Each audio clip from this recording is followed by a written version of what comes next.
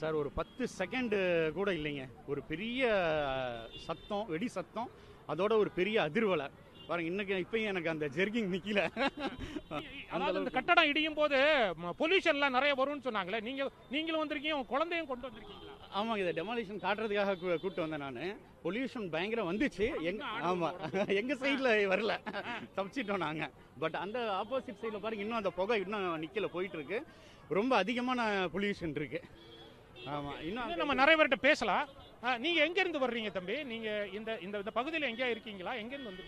நான் வந்து பாண்டிச்சேரி ரெசிடென்ட். இங்க நாலேஜ் பார்க்ல கிரேட்டர் நோய்டால படிச்சிட்டு இருக்கேன், லா ஸ்டூடெண்ட். எவ்வளவு தூரம் நீங்க இங்க இருக்கிற இடத்துல இருந்தீங்க? இந்த லொகேஷன்ல இருந்து 20 கிலோமீட்டர்ஸ் தள்ளி தான் என் காலேஜ். ஓகே, எதுக்காக இங்க வந்தீங்க? இது பார்க்கலாம், இது வந்து ரொம்ப நாளா நியூஸ்ல போயிட்டு இருந்தது.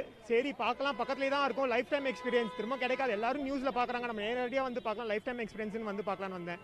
என்ன நடந்தது இந்த கரெக்டா 2:30 மணிக்கு? என்ன நடந்தது? நீங்க இங்கே தானே இருந்தீங்க, என் பக்கத்துல தான் இருந்தீங்க. என்ன நடந்தது அந்த நேரத்தில்?